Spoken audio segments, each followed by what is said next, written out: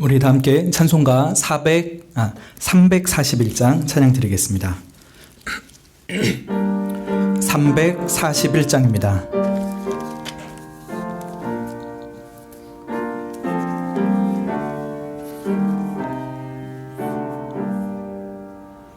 너 하나님께 이끌리어 일평생 주만 바라면 너 어려울 때 힘주시고 언제나 지켜주시리. 주 크신 사랑 믿는 자 그 반석 위에 서리라. 너 설레는 맘 가다듬고 희망 중 기다리면서 그 은혜로신 주의 뜻과 사랑에 만족하여라. 우리를 불러주신 주 마음에 소원하신다. 주 찬양하고 기도하며 내 본분 힘써 다하라. 주 약속하신 모든 은혜 내게서 이루어지리라. 참되고 의지하는 자 주께서 기억하시리.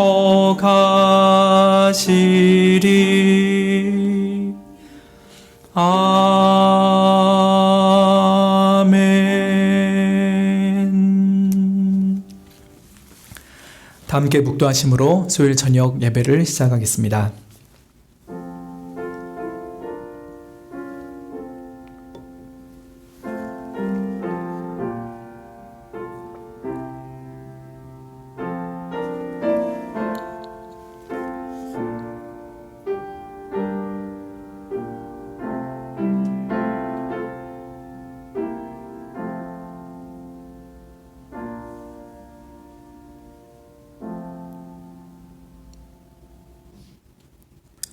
찬송가 447장 찬양 드리겠습니다. 447장입니다.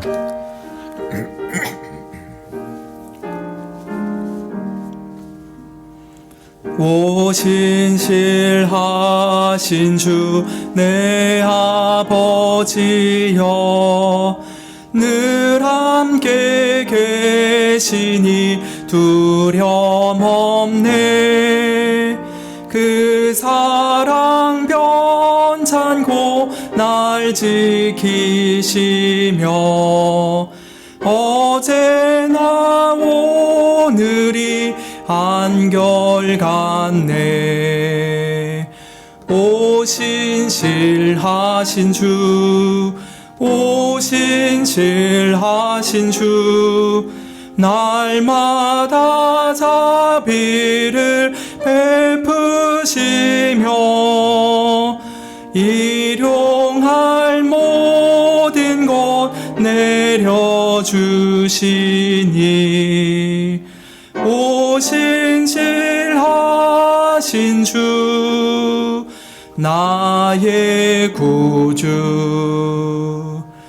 봄철과 또 여름 가을과 겨울 해와 달 별들도 다 주의 것 만물이 하나로 드러낸 증거 신실한 주 사랑 나타내네. 오 신실하신 주, 오 신실하신 주, 날마다 자비를 베푸시며 일용할 모든 것 내려주시니. 오 신실하신 주, 나의 구주, 내 죄를 사하여 안위하시고 주 친히 오셔서 인도하네. 오늘의 힘 되고 내일의 소망, 주만이 만복을 내리시네. 오 신실하신 주, 오 신실하신 주, 날마다 자비를 베푸시며 일용할 모든 것 내려주시니. 오 신실하신 주, 나의 구주. 439장 한 장 더 찬양 드리겠습니다. 439장입니다.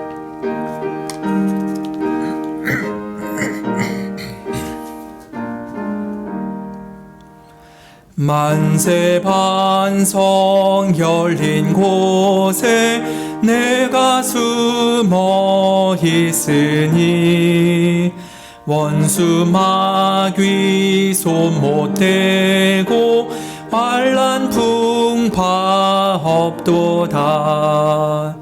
만세 반성 열린 곳에 내가 편히 쉬리니. 나의 반석 구주 예수 나를 숨겨 주소서. 죄에 매여 죽을 인생 편히 쉬기 바라니. 주의 가슴 넓은 품에 내가 찾아 안기네. 만세 반석 열린 곳에 내가 편히 쉬리니. 나의 반석 구주 예수 나를 숨겨 주소서. 이 땅 위에 평안 없고 기쁜 일을 몰라도 주 예수의 참 사랑을 내가 이제 알았네. 만세 반석 열린 곳에 내가 편히 쉬리니. 나의 반석 구주 예수 나를 숨겨 주소서. 험한 풍파 지나도록 순풍으로 도우사 평화로운 안식 저의 길이 살게 하소서. 만세 반석 열린 곳에 내가 편히 쉬리니.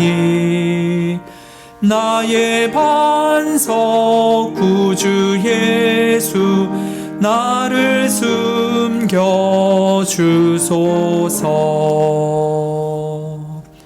아멘.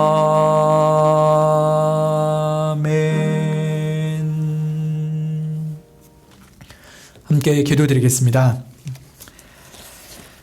하나님, 지난해 이맘때쯤 너무나도 충격적인 일이 한국 사회에 큰 아픔과 고통을 주었으나 하나님께서 이 나라를 지켜 보호하여 주시사 다시 어느 정도의 안정을 회복하고 나라가 안정되어 가는 과정에 있게 하여 주셔서 감사를 드리옵나이다.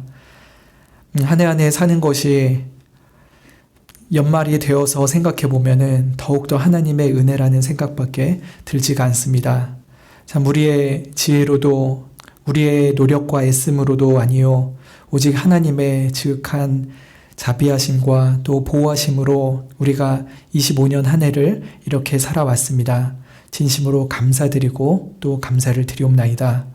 하나님, 우리가 그런 하나님의 풍성한 은혜를 날마다 받고 살면서도 그 은혜에 합당치 않은 많은 죄를 지으면서 살았음을 또한 회개드리게 됩니다.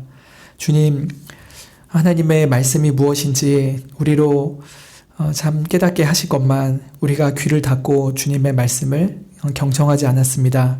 또 주님의 말씀을 듣고 깨닫고 잠시 은혜 받을 때가 있었을지라도 또 그 말씀을 쉬 까먹고 또 세상의 이익을 따라서 불순종을 일삼았음을 또 고백드리옵나이다.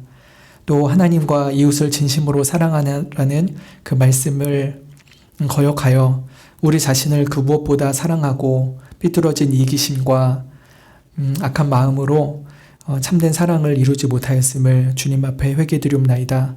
이러한 우리들의 모든 죄를 주 예수 그리스도의 보혈을 의지하여 주 앞에 고하옵나니 죄를 용서해 주시었고 또 우리를 의롭다 하시는 그 죄사함의 은총을 다시금 확인시켜 주시기를 간절히 바라옵나이다. 하나님, 우리가 주님 앞에 기도할 것들이 너무나도 많이 있습니다. 무엇보다 우리 영혼의 믿음의 성장을 위하여서 기도하옵나니 하나님, 우리가 날이 가고 해가 거듭할수록 믿음에 연약하여지는 것이 아니라 도리어 하나님을 아는 지식이 깊어지고 우리의 삶 가운데 주님께서 주신 은혜의 흔적들이 켜켜이 쌓여져 가면서 우리들이 하나님을 향한 감사와 찬양이 더욱더 깊어지게 하여 주시기를 원하옵나이다. 또한 우리 자신의 육신의 건강을 지켜주시옵고 또 중한 수술을 받고 또 앞두고 있는 성도들도 있사오니 주님께서 그들을 긍휼히 여겨주시사 고쳐주시기를 간절히 바라옵나이다. 또한 하나님, 중요한 시험을 보고 또 대학을 준비하며 또 입사를 준비하고 있는 우리 자녀들이 있습니다. 참 한 해 한 해 지금까지 주님의 은혜로 지켜주신 이 자녀들 이제 앞으로 사회에 나가고 또 새로운 학업을 할 수 있는 그런 문들을 활짝 열어주시기를 간절히 바랍나이다. 무엇보다 자녀들이 자신의 인생이 자신의 것이 아니오 오직 하나님의 것임을 늘 기억하여 창조주 하나님을 늘 기쁘시게 하고 창조주 하나님께 자신의 삶을 온전히 드리고자 하는 마음으로 진로를 주님께 내어 맡기게 하여 주시기를 간절히 바라옵나이다.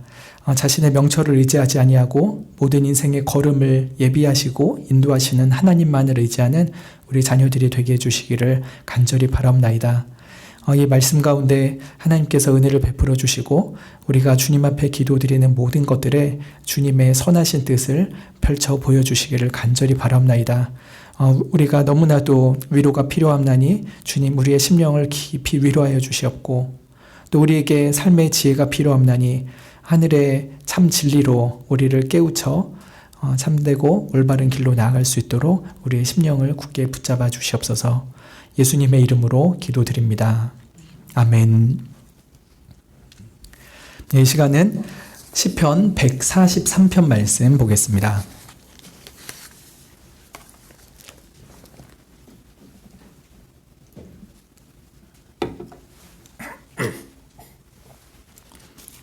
시편 143편 1절부터 마지막 절까지 교독하겠습니다.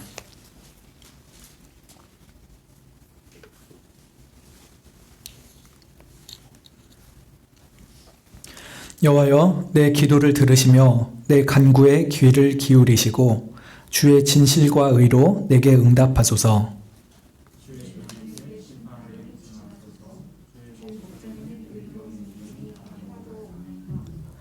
원수가 내 영혼을 핍박하며 내 생명을 땅에 엎어서 나로 죽은 지 오랜 자 같이 흑암한 곳에 거하게 하였나이다.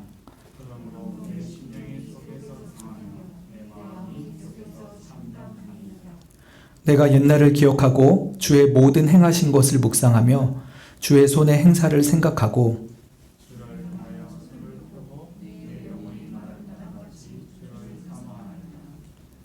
여호와여, 속히 내게 응답하소서. 내 영혼이 피곤하니이다.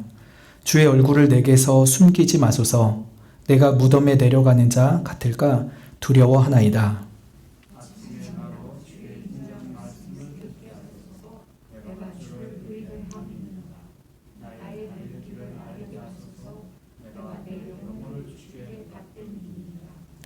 여호와여, 나를 내 원수들에게서 건지소서. 내가 주께 피하여 숨었나이다.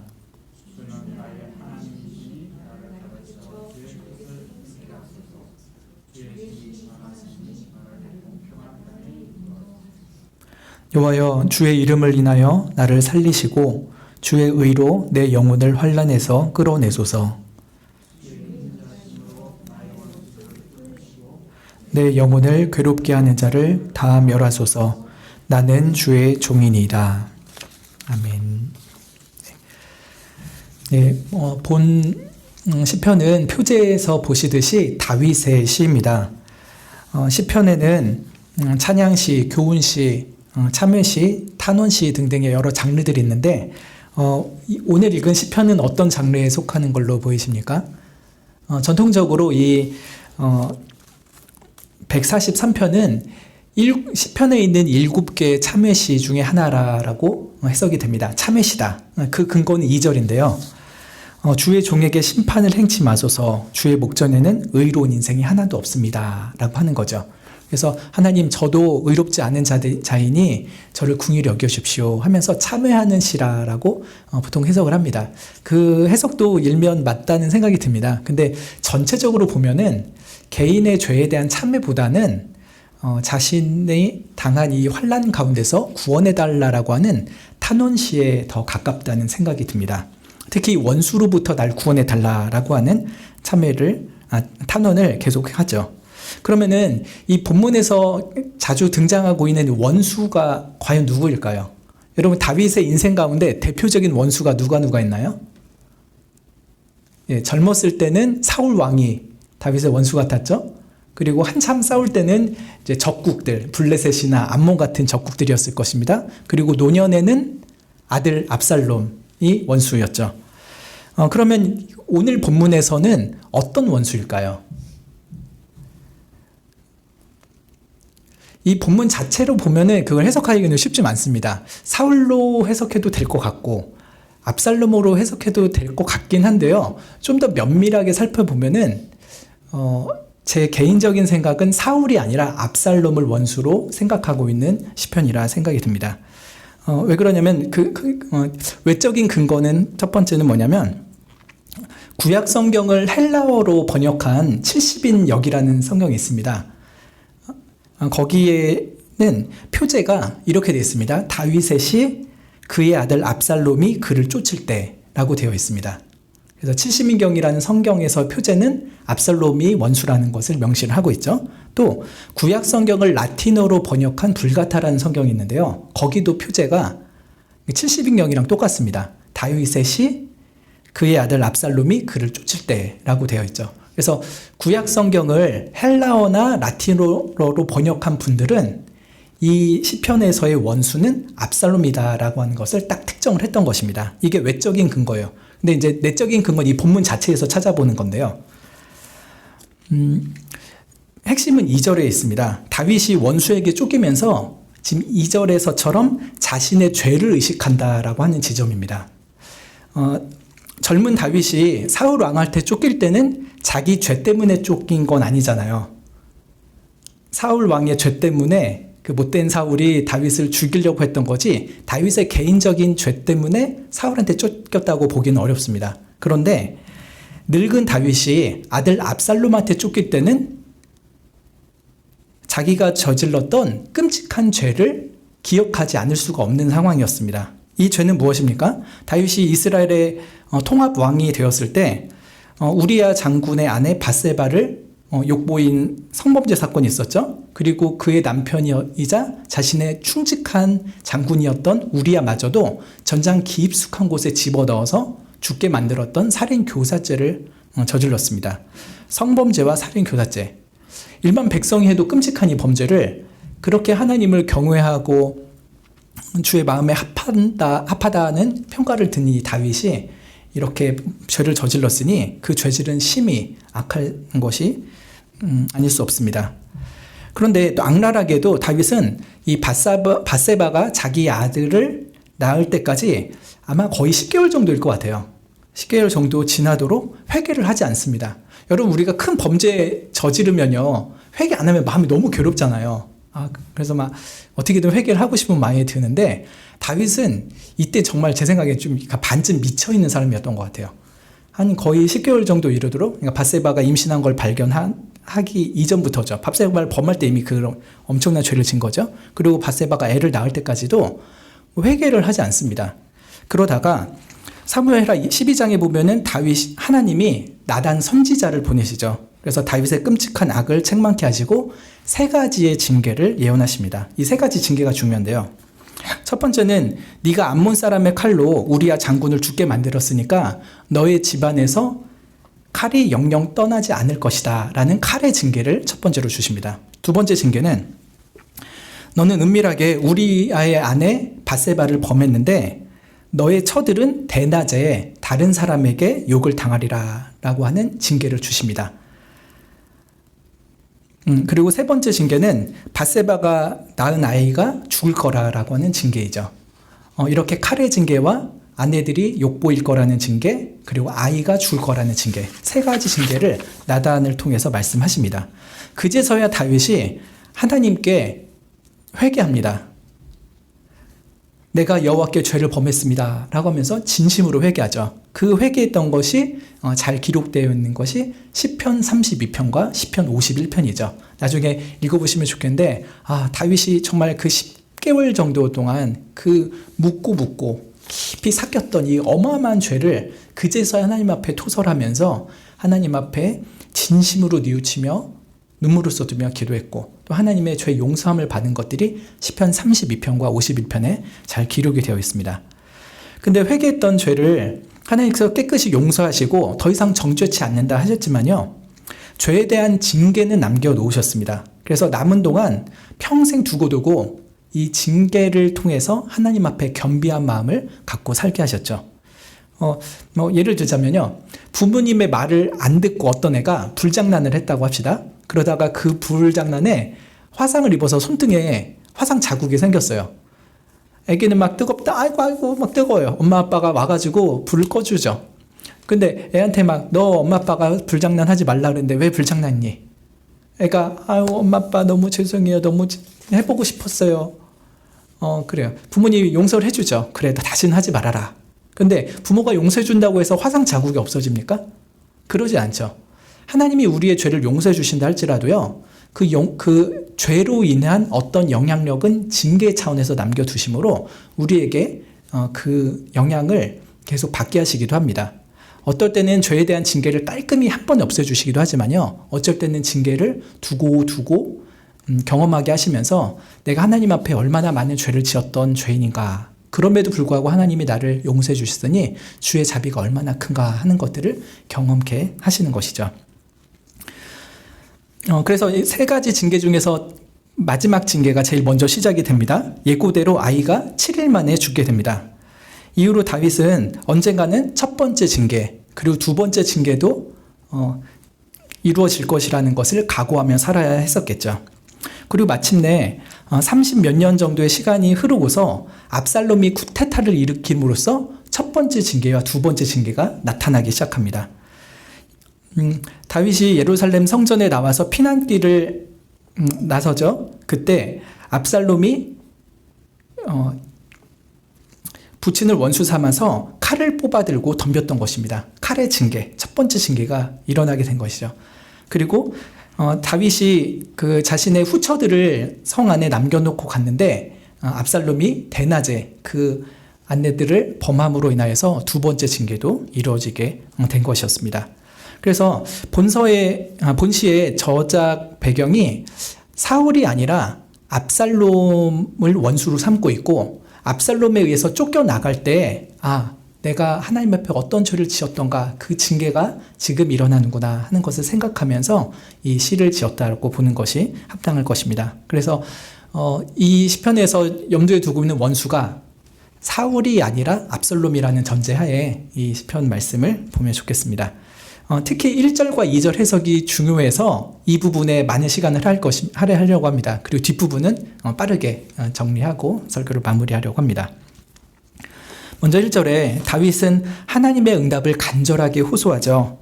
여호와여, 내 기도를 들으시며 내 간구에 귀를 기울이시고 주의 진실과 의로 내게 응답하소서라고 합니다. 지금 압살롬에게 쫓겨서 피난길을 오르면서 이렇게 하나님 앞에 호소하고 있는 것이죠. 하나님, 제 기도 좀 제발 들어주세요. 제발 제 간구에 귀를 좀 기울여 주세요 라고 하죠. 그러면서 하는 기도가 주의 진실과 의로 나에게 응답해 주세요 라고 하는 것이죠. 진실하신 하나님이기 때문에 진실로 응답해 달라고 호소를 하고 있는 것입니다. 특별히 이것은 주님께서 나에게 주신 언약대로 신실한 사랑을 베풀어 달라고 하는 것이죠. 옛적에 다윗을 왕으로 세우시리라 라고 하셨죠. 그러한 말씀대로 제가 왕에서 폐위되지 않고 다시 주의 신실한 약속을 따라서 왕위를 회복하게 해주시오, 그런 기도가 있었을 것입니다. 그런데 좀 까다로운 것은 주의 의로 응답해 달라고 하는 것입니다. 이 부분이 오늘 설교에서 가장 초점을 맞출 부분입니다. 여러분, 우리가 하나님 앞에 주님의 의로 응답해 주세요 라고 기도할 때 우리는 어떤 마음으로 이런 기도를 합니까? 우리가 흔히 생각하는 하나님의 의는 우리의 행위대로 판단하시는 의입니다. 즉, 선을 행한 자에게는 풍성한 복을 주는 것이 하나님의 의고, 악을 행한 자에게는 엄중한 벌을 내리는 것이 하나님의 의죠. 근데 만약에 이 1절을 이런 율법을 기준으로 한 판단의 의라고 생각한다면은 2절의 간구와 좀 연결이 어렵습니다. 왜 그럽니까? 1절 보세요. 1절에 하나님의 의를 율법적인 의라고 생각하면은요, 2절에서 하나님, 의로운 인생이 하나도 없습니다 라고 호소할 때 하나님 저를 심판해 주세요 라고 하는 걸로 결론이 맺어지겠죠. 그런데 2절에서 다윗은 오히려 하나님의 율법적인 의가 아닌 또 다른 의를 의식하면서 2절을 말하는 것으로 생각이 듭니다. 주의 종에게 심판을 행치 마소서, 주의 목전에는 의로운 인생이 하나도 없나이다 라고 했죠. 주의 눈앞에는 의로운 생이 하나도 없어요. 저도 저주받아 마땅한 죄인일 뿐입니다 라고 고백을 합니다. 1절에서 하나님의 의를 율법적인 의라고만 생각을 한다면요, 2절에서 다윗은 하나님, 저도 죄인이니 저를 주의 공의를 따라 심판하십시오 라고 하는 말이 되겠죠. 저를 죽이세요 라고 하는 기도가 될 것입니다. 근데 지금 그런 분위기가 아닌 거잖아요. 하나님, 의로 저를 응답해 주세요. 제가 비록 죄인임에도 불구하고 하나님의 의로 저를 보호하여 주시고 저를 회복시켜 주십시오, 이런 뉘앙스로 지금 기도를 하고 있죠. 그래서 이 1절의 의로 응답해달라고 하는 것을 율법적인 의로 해석하면은 2절과 좀 맞아 떨어지지 않습니다. 그래서 1절의 의를 율법적인 의가 아닌 다른 성격의 의로 해석하는 것이 더 합당하리라 생각이 듭니다. 율법적인 의는 그 사람의 행위대로 심판하는 것이죠. 그래서 아담 이래 모든 사람들이 이 율법적인 의를 따른다면은 하나님 앞에 그 누구도 긍휼을 받을 수 없고 그 누구도 용서를 받을 수 없고 구원받을 수 없습니다. 율법적인 의는 그 앞에서 의롭다 할 만한 육체를 아무도 남겨두지 않습니다. 율법적인 의 앞에는 우리 모두가 죄인일 뿐인 것이죠. 그런데도 다윗이 자기의 죄를 의식하는 이 가운데서도 하나님의 의를 호소한다는 것은 율법 이외에 또 다른 의를 의지하고 있다는 것을 우리가 생각할 수 있게 됩니다. 로마서 3장 20절에 율법적인 의 외에 또 다른 의가 있음을 기록을 하고 있습니다. 3장 20절부터 제가 읽어보면 그러므로 율법의 행위로 그의 앞에 의롭다 하심을 얻을 육체가 없나니 율법으로는 죄를 깨달음이니라. 이제는 율법 외에 하나님의 한 의가 나타났으니 율법과 선지자들에게 증거를 받은 것이라 라고 했죠. 신기하지 않습니까? 율법 외에 또 다른 의가 있다는 거예요. 율법적인 의 외에 다른 의가 있는데 이 의가 율법과 선지자들에게 증거된 것이다 라고 하죠. 구약의 율법, 구약의 선지자들이 율법적인 의 외에 또 다른 성격의 의를 가르쳐 왔다라고 하는 거예요. 지금 다윗은 그런 율법 외에 다른 의를 붙잡고 1절에서 기도하고 있는 것으로 보는 것이 합당할 것입니다. 그것은 복음적인 의입니다. 율법적 의가 아닌 복음적인 의이죠. 이 복음적인 의는 장차 오실 메시아의 행위를 따라서 우리들을 대하시는 것입니다. 그리스도 안에서 택함을 받은 자들이 비록 그 자신은 죄인일지라도 장차 오실 예수 그리스도께서 율법의 모든 요구를 완벽하게 이루실 뿐만 아니라 죽을 때 우리들의 죄의 형벌을 대신 받아주시는 것으로 말미암아 그것을 믿는 자들에게 의롭다 하심을 주는 의가 바로 복음적인 의인 것이죠. 율법적인 의는 우리의 행위를 따라서 하나님께서 대하시는 것이라면은 복음적인 의는 예수님께서 우리를 대신하여 행하신 행위에 대하여서 우리를 판단하시는 것입니다. 그리스도께서 하나님 앞에 완전한 의인이시고 모든 율법을 이루신 분임을 우리가 믿고 그 의를 덧입을 때 비로소 우리 또한 예수님과 똑같이 의로운 자다라고 취급하여 주시는 것이 바로 율법적인 의인 것이죠. 그래서 다윗이 1절 하반절에서 주님 진실과 의로 응답해달라고 할 때 그 의를 율법적인 의로 생각한다면은 하나님 저는 하나님 앞에 의롭다함을 받을 자격 없는 자입니다. 저는 죽어 마땅한 자입니다. 하는 기도로 귀결될 것입니다. 그러나 여기서 다윗은 율법적인 의가 아니라 하나님 복음적인 의로 저를 용서해 주십시오.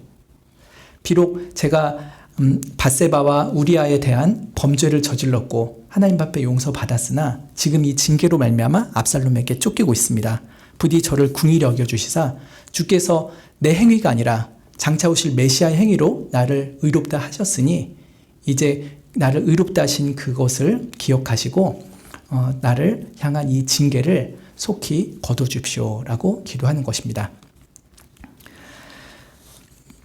주님께서 이미 나의 죄값을 다 대신 치러주셨으니 제가 지금 당하고 있는 압살롬에 의한 쫓김은 저의 죄에 대한 형벌이 아니라 이미 의롭다 하신 저에 대한 사랑의 징계임을 믿습니다. 주님, 그래서 제가 주님 앞에 징계를 받음으로 지금 쫓겨나지만 다시금 주님의 의롭다 하신 은총을 기억하시고 저를 회복시켜 주십시오라고 기도하고 있는 것이라 생각하는 것이 합당할 것입니다.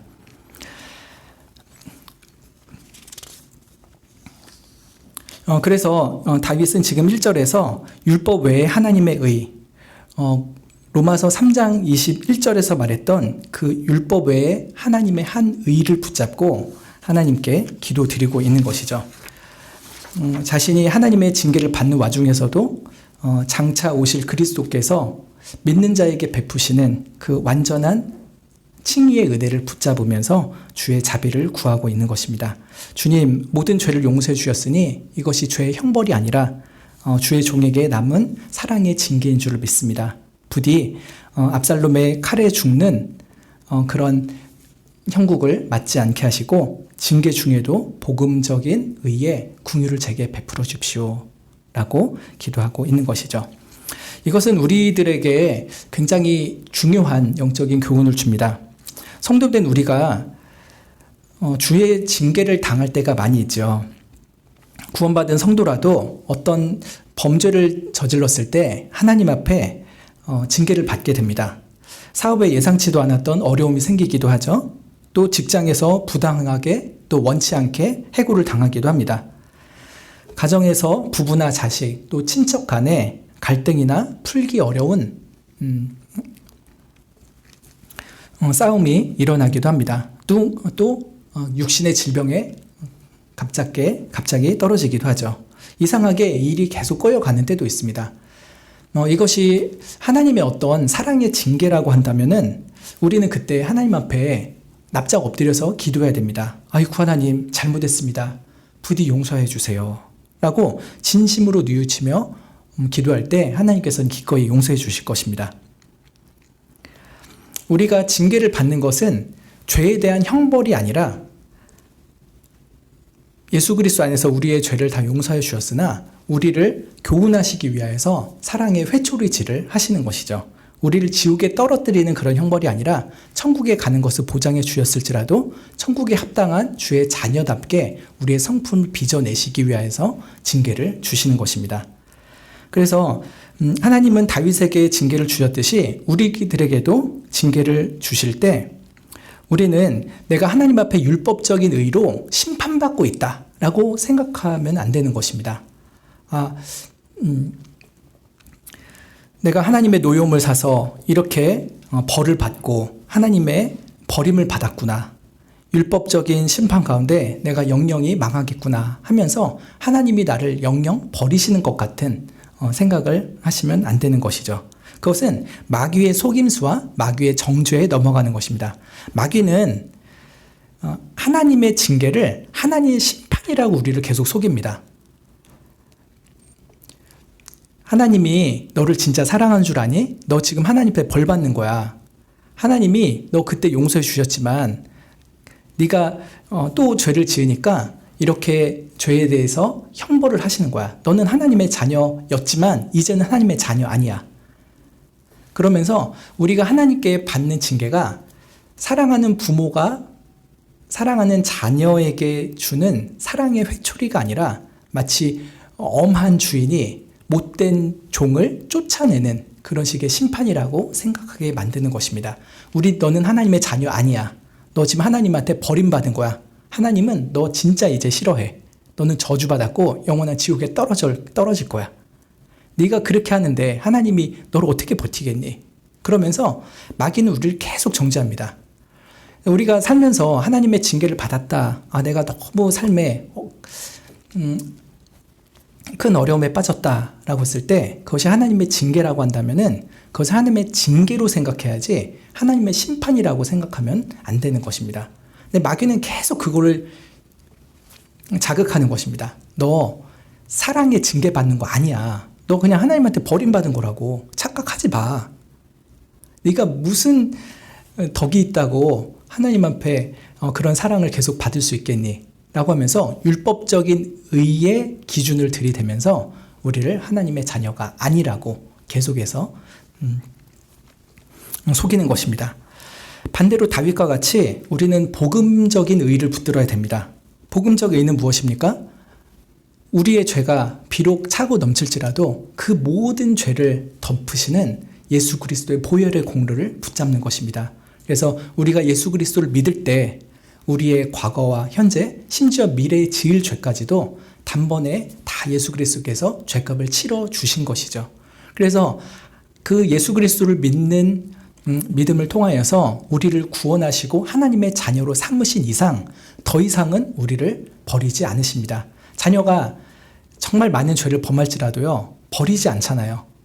하나님은 더더욱 그러시죠. 그래서 야, 내가 너를 구원하고 내 자녀 삼아줬는데 이렇게 큰 죄를 지었니? 안 되겠다. 너 좀 맞아야겠다. 하지만 그렇다고 해서 넌 이제 내 자녀 아니다 라고 하면서 영영 내치지는 않으시는 것입니다. 오히려 사랑할수록 더 엄히 징계하여서 하나님의 성품을 담게 하시고 하나님의 마음에 합한 자녀로 우리를 빚어가시는 것이죠. 그래서 다윗이 지금 붙잡는 의를 율법적 의가 아니라 복음적인 의로 생각하고 이 본문을 이해하시는 것이 다윗의 마음에 제대로 된 해석을 할 수 있는 것이 됩니다. 우리 역시 하나님, 오늘 제가 주님의 회초리를 맡고 있습니다. 그러나 저를 영영 미워하셔서 때리는 것이 아니요 저를 정죄하는 심판으로 때리는 것이 아닌 것을 믿습니다. 저를 예수 그리스도 안에서 의롭다 하시고 주의 자녀 삼아 주셨으나 제가 이렇게 또 배은망덕하게 죄를 범하여 주님께 회초리를 맡고 있습니다.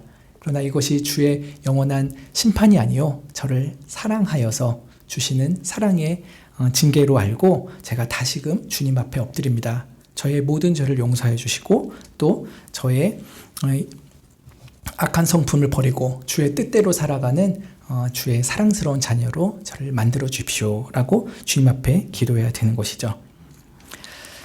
이렇게 다윗은 이 징계 가운데 자신이 하나님 앞에 예전에 범했던 죄를 생각하면서도 다시금 하나님 앞에 자비를 구하면서 엎드리고 있는 것입니다. 그래서 3절 이하에 이 원수로부터의 구원을 호소할 수가 있는 것입니다. 여러분, 율법적인 의를 생각한다면 우리가 어떻게 하나님 앞에 도와달라고 할 수 있겠습니까? 저주밖에 받을 것이 없고 심판밖에 받을 것이 없는 자들이지 않습니까?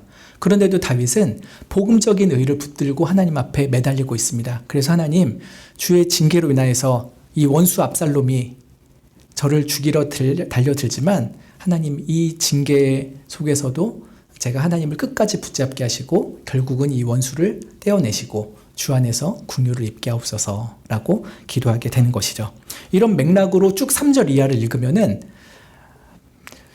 왜 다윗이 주의 목전에는 의로운 인생이 하나도 없습니다라고 하면서도 원수를 무찔러 달라고 기도하는지를 우리가 바로 이해할 수가 있게 되는 것이죠. 3절부터 보시면요.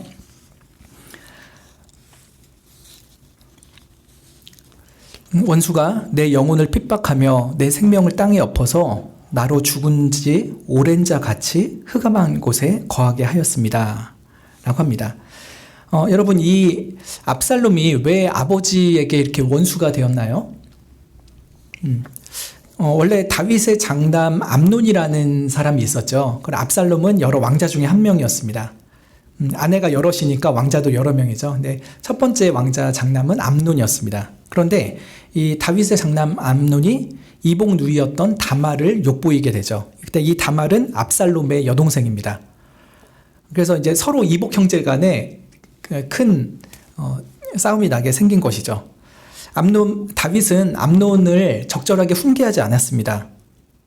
그러자 다말의 친오빠였던 압살롬이 동생을 위한 복수로 이복형인 암논을 죽이게 되죠. 그리고 압살롬은 외가의 나라 그술이라는 곳으로 피신해서 3년 동안을 살다 오게 됩니다. 압살롬의 마음속에는 암논에 대한 미움이 굉장히 컸죠. 그래서 암논을 죽인 거죠. 근데 또 누가 믿겠습니까? 이 모든 상황 속에서 적절하게 대처하지 않은 아버지가 너무 밉습니다. 그래서 그 구술 외가댁에 있었던 3년 동안 아버지에 대한 반감을 더욱더 키웠을 것입니다. 게다가 외할아버지였던 그술왕 달메라는 사람은 우상숭배자였죠. 하나님의 나라, 그리고 다윗을 통하여서 하나님의 나라를 이루시고자 하는 하나님의 뜻은 전혀 모르는 이방인입니다.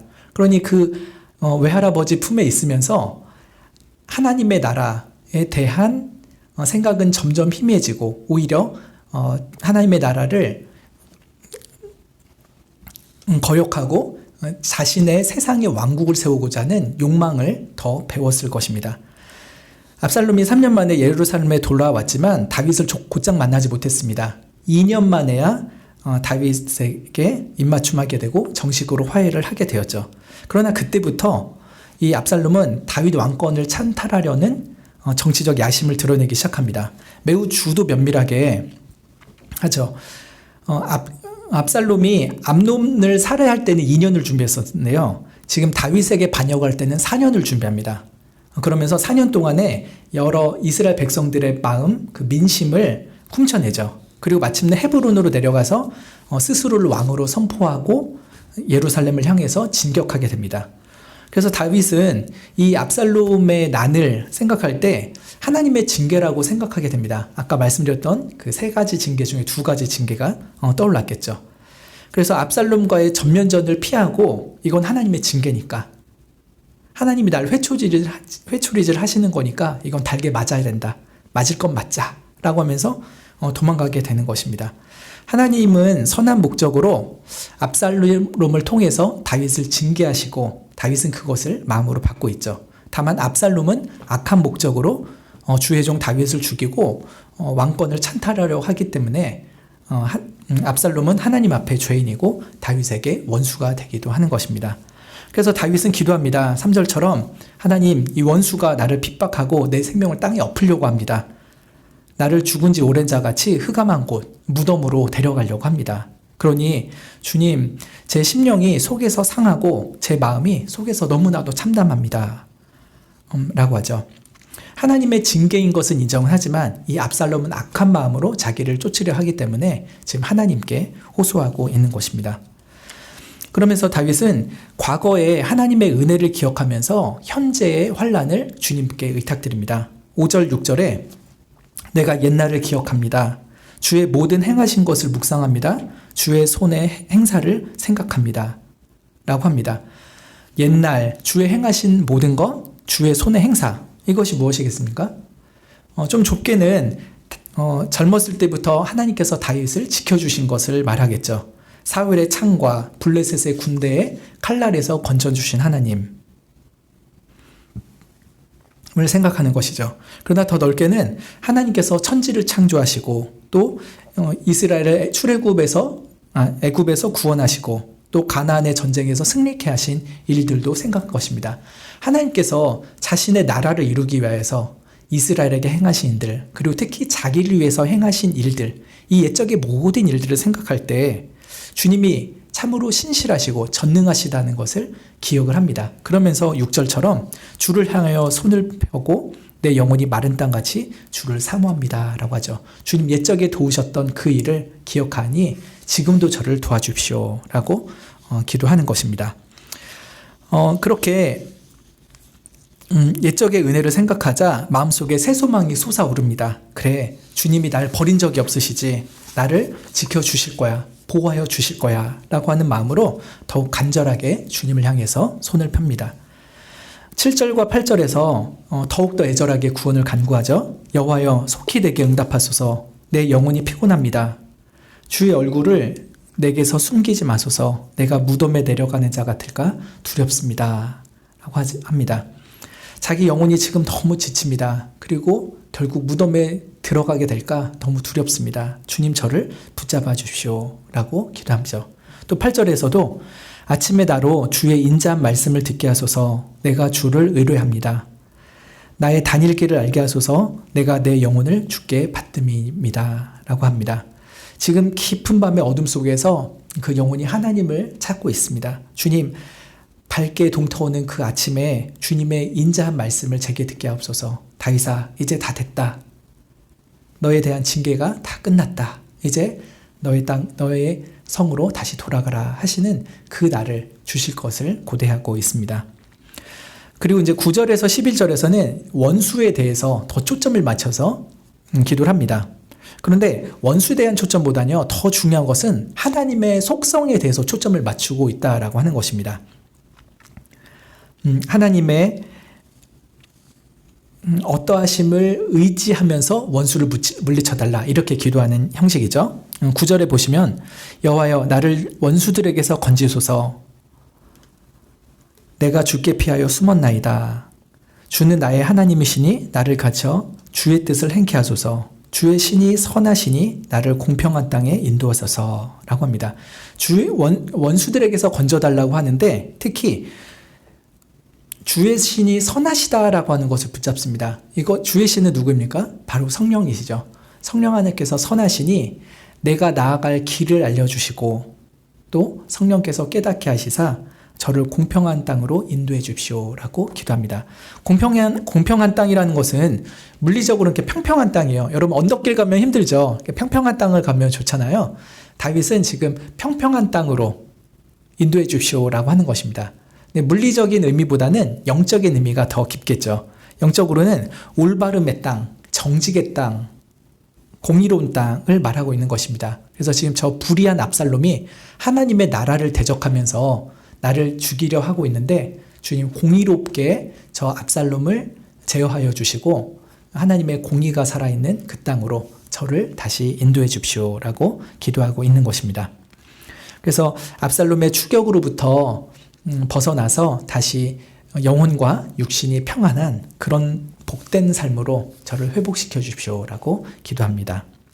또 11절에서는 여호와여 주의 이름을 인하여 나를 살리시고 주의 의로 내 영혼을 환난에서 끌어내소서라고 합니다. 주의 영광을 위해서 나를 살려주십시오라고 합니다. 왜 그럽니까? 하나님께서 다윗을 하나님의 나라를 이루는 데 중요한 인물로 선택을 하셨잖아요. 근데 그 다윗이 죽어버리면은 하나님의 뜻이 이루어지지 못할 것이고 그럼 하나님은 무능한 신, 자기의 약속을 지키지 못하는 신이 되겠죠. 그래서 하나님의 영광을 위해서 나에게 주신 그 언약들을 반드시 이루어 주십시오 라고 하는 마음으로 이렇게 기도하는 것입니다. 또 주의 의로 내 영혼을 환난에서 끌어내소서라고 하는 것도 아까 복음적인 의를 붙들고 기도하고 있는 것이죠. 마지막으로 12절에 주의 인자하심으로 나의 원수들을 끊으시고 내 영혼을 괴롭게 하는 자를 다 멸하소서 나는 주의 종입니다 라고 합니다. 여기서도 주의 인자하심이라는 성품을 붙들죠.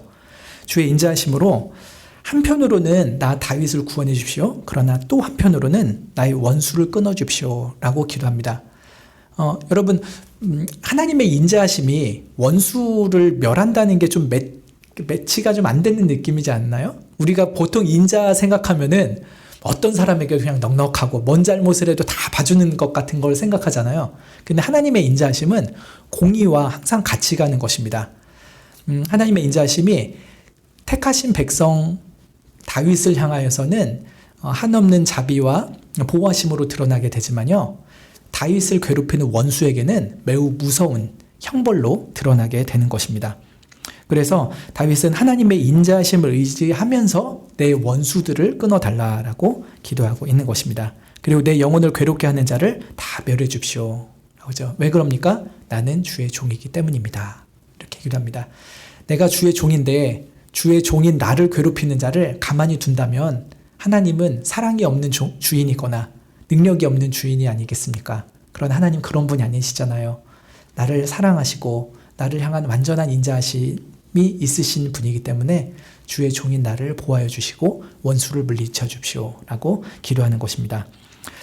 여기서 우리가 또 우리의 진정한 원수에 대한 합당한 기도가 무엇인지를 발견하게 됩니다. 우리의 진정한 원수는 누구입니까? 남편도 아내도 속썩이는 자식도 우리의 원수가 아니죠. 우리의 진정한 원수는 바로 마귀입니다. 마귀는 참으로 교활하기 짝이 없는 자입니다. 한때는 우리도 마귀의 종이었고 사단의 자식이었죠. 그러나 예수 그리스도께서 모든 죄와 마귀의 권세로부터 우리를 구원하여 되시고 이제는 하나님의 자녀요 하나님의 소유 삼아 주셨습니다. 그런데도 마귀는 계속해서 우리를 하나님의 관계에서 끊어내려고 집요한 노력을 합니다. 정말 지긋지긋하게 노력을 해요.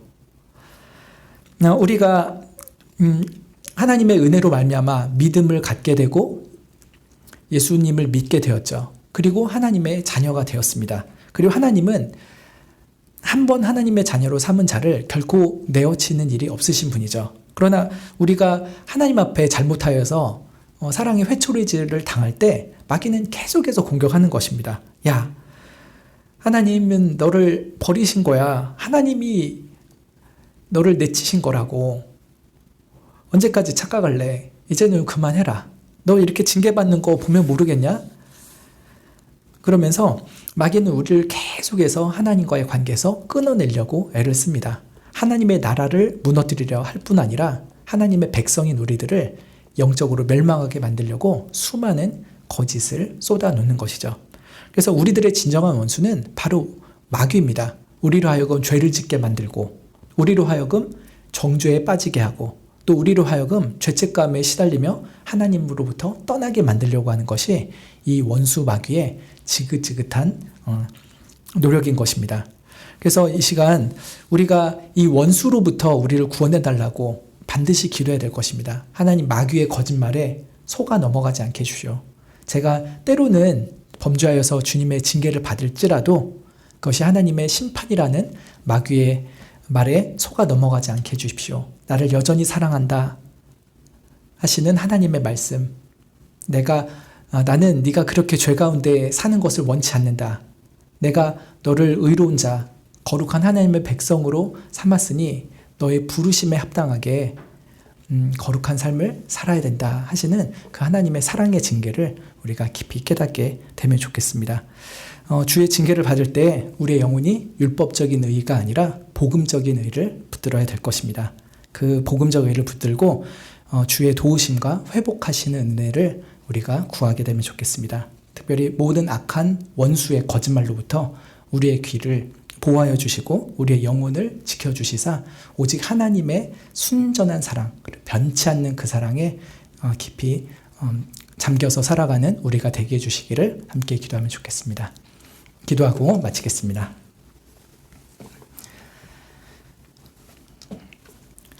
하나님, 주의 눈앞에는 의로운 생이 하나도 없음을 고백합니다. 우리 또한 심판과 정죄를 받아 마땅한 죄인이었음을 고백합니다. 그러나 예수 그리스도 안에 보이신 그 완전하신 사랑과 죄 용서하시는 은총을 붙들게 하여 주시니 참으로 감사를 드리옵나이다. 이제 우리가 더 이상 마귀의 자식이 아니요 하나님의 자녀로 살게 하셨사오니 하나님의 자녀된 삶을 기쁨으로 살아가게 하여 주시옵소서. 때로는 우리가 여전히 미숙하여서 죄를 짓고 하나님 앞에 회초리질을 당한다 할지라도 이것이 하나님의 사랑이지 심판이 아님을 기억하게 하여 주시고 늘 하나님의 사랑의 품 안으로 더 깊이 파고드는 우리들이 되게 해주시기를 원합나이다.